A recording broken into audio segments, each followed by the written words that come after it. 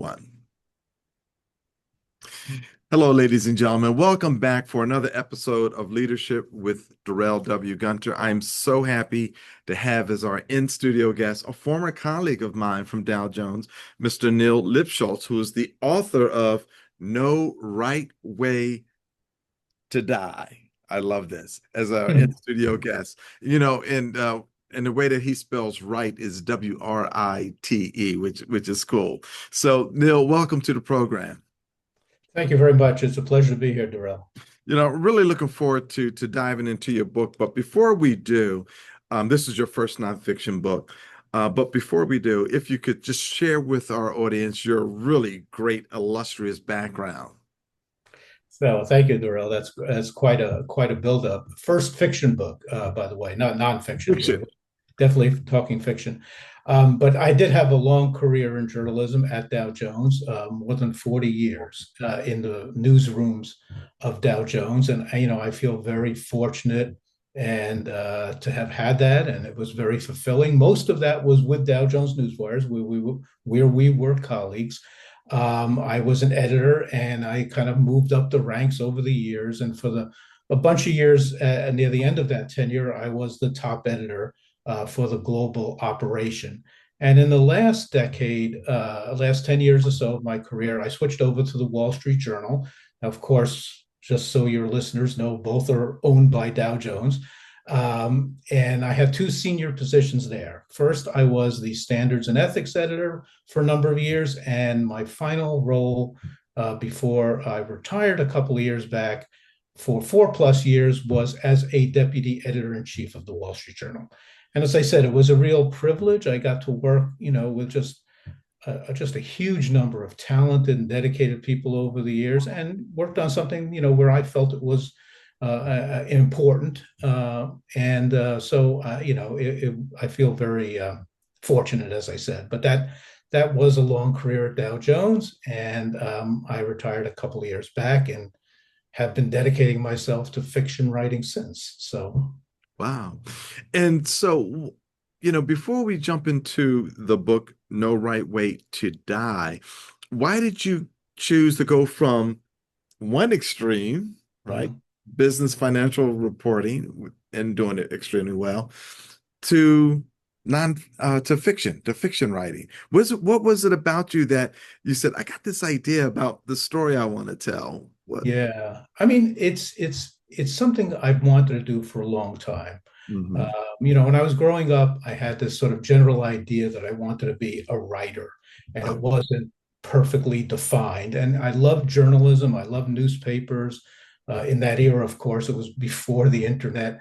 But I also love fiction, and I was always a voracious reader of all sorts of fiction, literary fiction, mysteries and suspense stories, everything. So over the years, I've had that desire to try my hand at writing fiction. And as I approached retirement, I realized, well, here's kind of your opportunity to do that. Obviously, I had a fulfilling and busy career, and a career filled with both family and journalism. And now that I was retiring, here was my chance to sort of transition from one type of work to another. And I thought, here's the chance, so grab it. But it was something I wanted to do for a long time. wow. Very nice. So No Right Way to Die. Now, when does it publishes very soon? Well, Very soon. Officially launches on July 8th. Mhm. Pre-orders are available now. People can order the book now. But July 8th is when, it becomes fully available and will be in some bookstores and certainly online and everywhere else people buy books. So That it's coming up. that is awesome. So it's not just a thriller, as I always like to say, No Right Way to Die. It's not just a thriller. It's a layered story about family, ethics, and hidden past. How much of your professional experience has shaped the story's themes and narratives? Not that Yeah, you've killed anybody, but yeah. No, it's really more about getting to use my imagination to create characters And, I think you create characters out of your imagination, but also probably, with elements of sort of a lifetime of experience, and then the kind of fun and interesting part is you have these characters, you get to know who they are, and then, especially in a suspense mystery novel like this, you get to put them in extreme situations and see how they react. And it's been my experience generally that when crises hit people, and if you live long enough, there'll be various personal crises. How you react to them is based on kind of what values did you come into it with, and I think that's really what I was, as you said, and I appreciate you saying this, the characters are layered, because that was certainly my intent. They're complicated. What they do is not always what most people would consider the right things. So there's a lot of ambiguity, but I think there's a lot of ambiguity in human behavior generally. Right.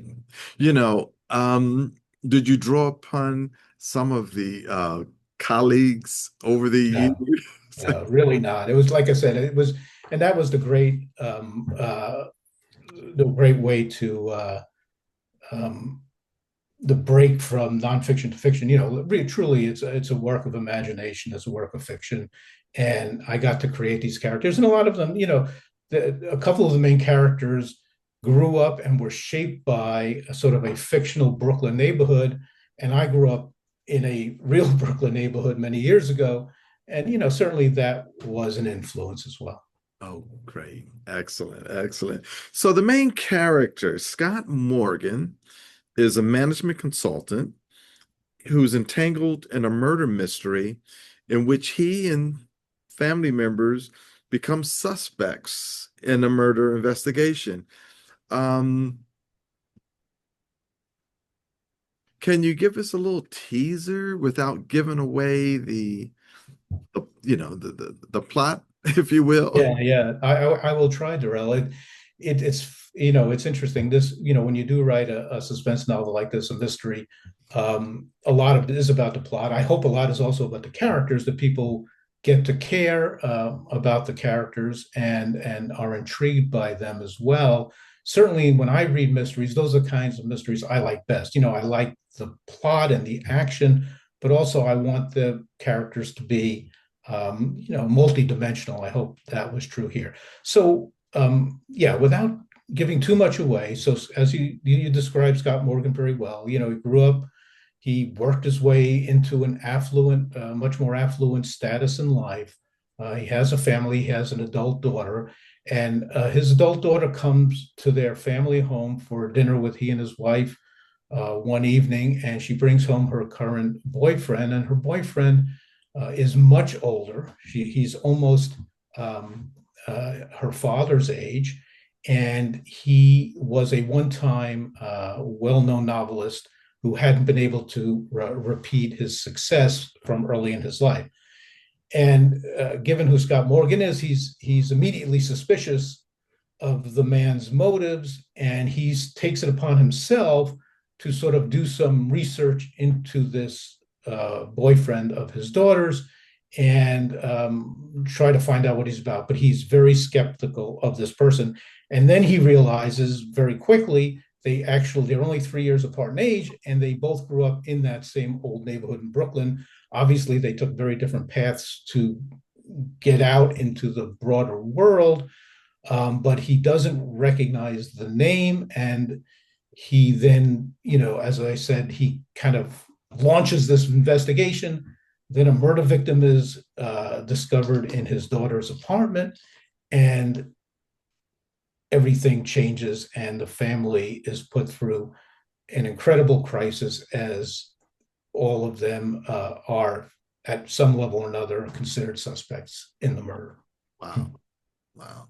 So he uses what you describe as an ethics-free approach to business to solve personal crises. What commentary were you making about corporate culture? I really was, and as again, I was. It's a study of individual characters, fictional characters. I really wanted to be about, and I meant it to be about these individuals. And as I said before, it's really, to me, interesting about, and the novel goes into some of the formative experiences that a couple of these major characters had and how it shaped them. But if one, I guess one of the ideas I had is that if someone like Scott Morgan, this fictional character, chooses to, behave in business in a certain way, when he needs to figure out how to deal with a crisis, he'll take that same sort of, take no prisoners approach to Mm. solving that. So it's really about the individual fictional characters. Right, right, right. And so there's a strong undercurrent of family loyalty and trauma from the past. How did you approach writing about such complex emotional themes? Yeah, it's a great question, Darrell. I just, as I said, the fun, but perhaps the difficult part of writing fiction, at least for me, Mm. is to try to, imagine these characters as fully realized human beings. And that means they have past. That means, as you said, that they have had difficult things happen to them, and that shapes who they are. And then when more rapid series of events occur in the novel, the actual plot of the novel, they're at a loss for how to cope with it. But they kind of basically rely on the playbook that has gotten to them to this point, whether those actions are right or wrong. It's very interesting that you should mention that they rely on their playbook. And I guess that speaks to how we are as human beings. We have a certain way that maybe we're wired and or a way that we do things, but we're approached with a new situation. Maybe what we were wired for or previous skill sets are not the right skill sets to get us over that. And so, in your research uh, for these very, very complex characters, what did you draw upon in your research to bring these characters from their backstory to the current front story?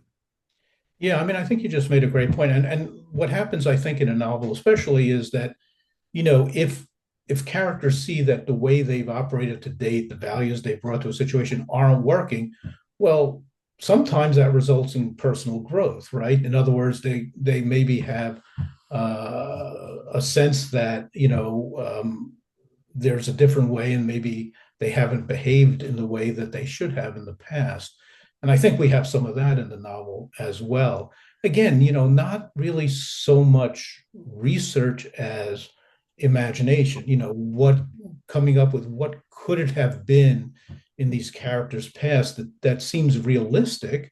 The thing about a novel of this type is it's not real, but you and readers hopefully will kind of suspend their disbelief, but you want things to happen that seem within the realm of possibility, right? At least that's the way I looked at it, and that's there. So it's really again about imagination, thinking about if the characters are a certain way, what could it have been in their past that helped influence them to be that way?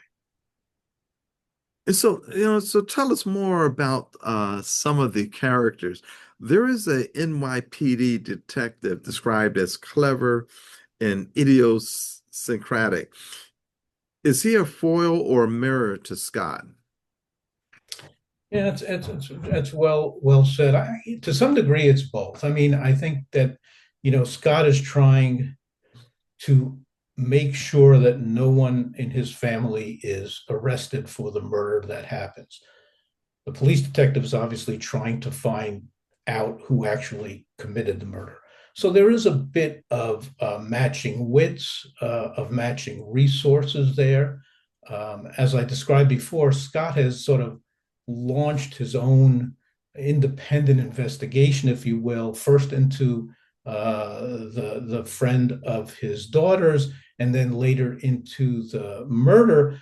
But his goals are skewed. Unlike the police detective, it's not necessarily that he's looking for the real culprit. He's looking to protect his family. So in that sense, there truly at odds. Right, right, right. And so you mentioned that this is the first in a series. Can we expect more from Scott Morgan? Yeah, again, we get into the category of not wanting to give too much away about the action this book before we get to the follow-ups, but for sure, it's the beginning of a series of mysteries, and there will certainly be some characters from this novel in the subsequent novels. And book two, I do have an agreement for book two, and it's scheduled for July of next year, July 2026. So just about 1 year after this book, number two, will come out, is scheduled to come out. So I'm super excited about that, and it's kind of fun to talk about this book and promote this book Of while at course. the same time writing and planning, what comes after this. And hopefully there'll be more beyond number two. I'm certainly expecting that and looking forward to that. Well, we're certainly hopeful for that as well. When you think about your journey to create these characters, how long did, for the aspiring writers out there, Mhm. how long did it take you to go from number one, I want to be a fiction writer, I want to do murder mysteries, to actually getting pen on paper, if you will, and getting to a point where you feel that, I mean, you have a phenomenal publisher, so it's obviously very well done. So, Well, thank you. I mean, it took, it's a little hard to say because I revised it so many times. And then once I did find a publisher, the publisher edited it, and that resulted in several more revisions. But I would say, from the time that I started writing to the time that I felt I was done, and that involved any number of drafts, if you will, I would say it was probably about somewhere between 4 and 6 months. just Uh, 6 months. yeah, but it was, once I retired, that's what I did. We Right. did travel. My wife and I did some travel. I spent some time with my children and grandchildren, but other than that, I really have treated it. This is my full-time job. Now, I've still, it's not full-time in the sense that being an editor at a major news organization is, but I do, pretty much every day, unless I have something else scheduled, I'm putting in my 5 or 6 hours of writing or revising or editing. So, in that sense, yes, it seems perhaps, not an awfully long time. And I have, even when I was writing as a reporter many years ago, I think I have the ability to write quickly. But it really, as I said, I pretty much go after it every day. So there is that. And that's what I said before. That's what I was looking forward to, that I felt I now have the opportunity in retirement to make it my full-time effort. So there it is. Wow. And so, did, Excuse me. uh, did you take any additional classes? Did you have any mentors or advisors? Not really. I mean, I know a lot of people do that, and I can understand it. As I said, I did write some over the years. I have written some fiction. I have written some short stories. Whenever I had a chance, and I've read quite a bit. I have read some books about craft. I Oh, have read some books about, writing fiction generally, and some books about writing mysteries in particular. I don't necessarily have followed everything that was said, but I have read some really smart people's books. So I think that helped a lot, right. especially when thinking about, plot structure and kind of the arc of a narrative. So that was all very helpful. So I think that's really the only kind of training I did. But I know that, that for some people, it's really very worthwhile to have either small writing groups or, people they work with. But I sort of went solo, except for reading a lot of books about the craft of writing fiction. So, when did the aha moment happen? Okay, you've decided that you're going to be a non-fiction, a fiction writer. For some reason, I'm trying to steer you into nonfiction. Maybe because of the business background. But Yeah. what was the aha moment for you that said, okay, I'm going to do this and I'm going to write about a murder. I'm going to create a murder mystery. Was there was there something that hit you with an epiphany, or you just started writing and it just flowed? Yeah, no, there was a little bit of planning involved. I mean, the story started actually. I had just a broad idea for what I thought was going to be just another short story, Mhm. as I said, about these two men who grew up in the same neighborhood, didn't know each other, kind of both wanted to kind of succeed in the wider world, but did it in very different ways. And in middle age or late middle age, found themselves in some sort of conflict. I've always loved mysteries. And once I started thinking about, well, what actually happens to put them in conflict, some other big pieces of the puzzle sort of fell into place. And I said, oh, wow, I think there's enough here for a novel. And I did want to try a suspense novel because I do enjoy them myself. And I also feel like they help me they compel me to make an exciting story, or certainly aspire to make an exciting story. So I was eager to do that. And then I said, wow, it really works. And also, like I said, some of my imagination about, what growing up in that era or a little bit earlier than that era in Brooklyn kind of worked its way into it as well. Wow. Okay. And so when you think about the promotion of your book, talk to us about where people can find you. Or is going to be some book signings? There are going to be some book clubs.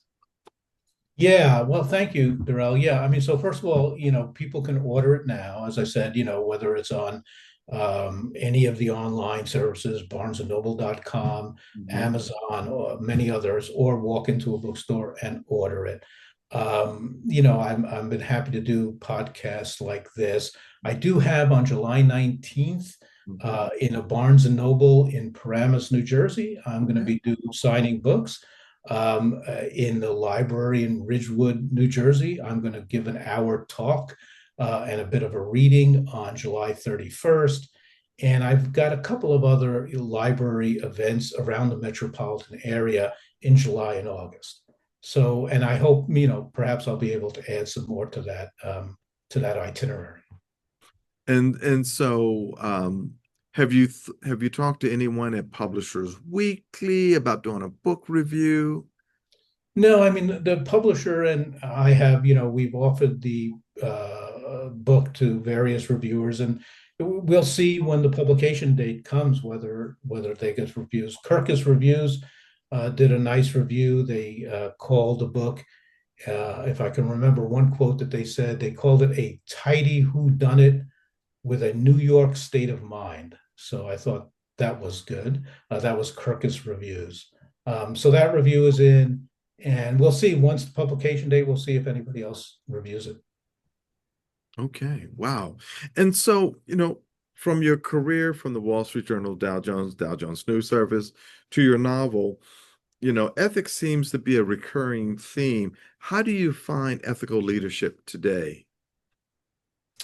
Yeah, it's a great point, Darrell. I mean, listen, I think whether it's in business, whether it's in journalism, wherever it is, in human interaction, obviously, I believe ethical behavior is very important. I think it's incredibly important in business to treat people with respect, whether they're colleagues, whether they're business associates, whatever the case may be.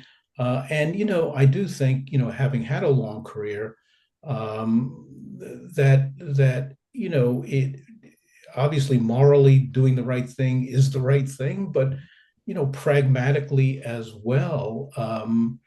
It's always best, in my view, and I've seen it happen over and over again. Just reading the news that taking shortcuts or doing things that are not the right thing in any circumstance comes back and derails people and hurts them so there's both obviously moral but also pragmatic reasons, I think, to try to behave ethically in business, to try to behave ethically with other people. Wow. And so when you think about the young professionals that are navigating both these ethical dilemmas and career ambitions. What if you were to address some folks just graduating from journalism school, what advice would you give them? Yeah, it's a great question and a interesting one. I mean, I would say a couple of things. One is, remember that, careers are long. They're multifaceted, especially today, obviously, with all the changes in technology and the changes in every industry, including journalism. If something feels wrong to you, don't do it. I know that the pressures perhaps can be enormous, but the consequences, both morally but also pragmatically, can derail your career. And so, most people, I think, have a pretty good sense, when they're when they're in the middle of a crisis, or there's all sorts of pressures on them in a business situation, that they know kind of what's a shortcut and what's the right way to approach something, the honest way to approach something, the fair way to approach something. And, it just makes sense to take the high road, aspire to the best practices of whatever industry you're in. In the long run, it's going to pay off, even if it seems in some short run crisis that there's pressures to do something else. I wanted to ask your view on AI, and the effect that it will have or could have on journalism. And what are your thoughts as to how people can use AI ethically in your former profession, to help to advance society? Yeah, I mean, I should start by saying I'm really not an expert, right? And I retired before, or probably just at the point where those kinds of questions became even more compelling, and they'll be even more compelling in the future. My own view is that, without, again, having any expertise in the technology itself, my own view is that, human beings need to be um, the gatekeepers of what gets sent out as news, what gets sent out as factual.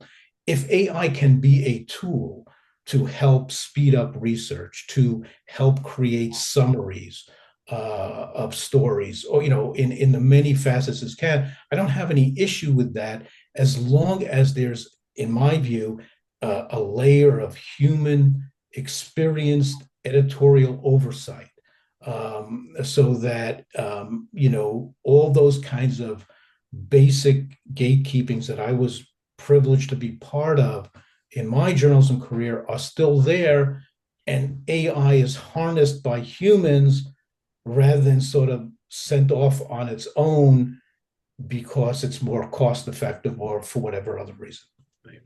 Well said. Well said. Well, Neal, also, will there be an audio book version of? Not sure about that yet. There's certainly an ebook version, Oh, that one can order from Amazon and other places. So there's an ebook version, but I'm not sure yet about whether we'll get to an audiobook. okay. Well, very good. Well, ladies and gentlemen, you can get this book on all of the websites, whether it's Amazon, Barnes and Noble, Tucker, DS Press, et cetera, et cetera. Neal, it's been a real honor to have you on the program, and I'm so happy for you. And we wish you all the best success. Thank you so much, Darrell. It's been great chatting with you. I've enjoyed the conversation, and it's been great to reconnect with you as well, as we were colleagues back in the day. Absolutely. Well, ladies and gentlemen, that wraps it up this week on Leadership with Darrell W. Gunter on Seton Hall University's WSOU 89.5 FM, and streaming on the net at WSOU.net, and all on your favorite podcasts as well. If you missed any part of this interview, you can listen to it at any time. Also on our YouTube channel. Have a great day, but remember, leadership begins with you.